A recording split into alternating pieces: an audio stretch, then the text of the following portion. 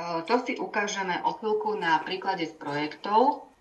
Tu je dôležité pochopiť, že je to samostatný formulár, v ktorom nastavujete percentuálne rozúčtovanie mzdy. Tie súbory, ktoré som ukazovala doteraz, fungujú na konkrétne čísla. F4 samozrejme celá mzda, F50, F60, F9, prípadne aj DDS F81.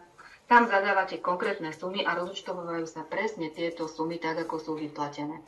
F25 používate v tom prípade, keď chcete napríklad rozúčtovať refundáciu alebo iný dôvod na rozúčtovanie, ale v percentách.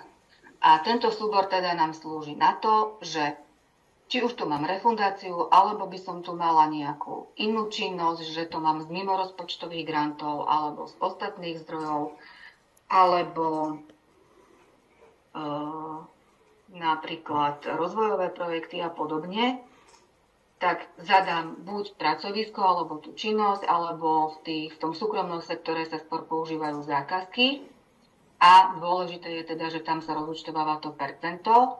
A čo sa týka toho percentuálneho zadania, ukážem to potom pri tom projekte, ako som spomínala, že nezadávame tu všetko, ale len to, čo nie je zadané ve štvorke.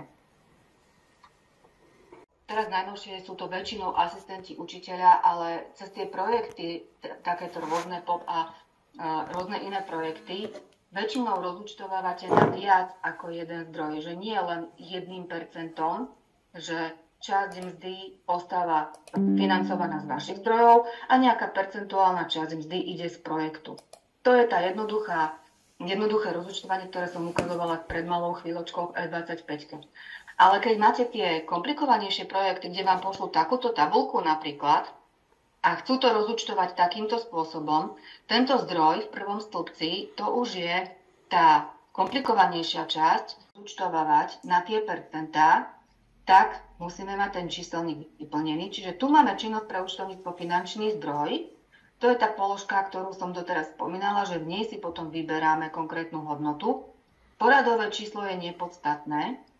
Dôležité je vybrať si finančný zdroj, že ide, keď sa bavíme o asistentovi, že to je pre žiakov so zdravotným znevýhodnením, lebo takto ten finančný zdroj potom VEMA plní v školskej štatistike do správneho stĺpca a dáme si tam ten názov. Čiže do názvu som si dala, že to je asistent z toho projektu POP3 a tie číselka, ako poslali v tabuľke, 1BB1 a tak ďalej.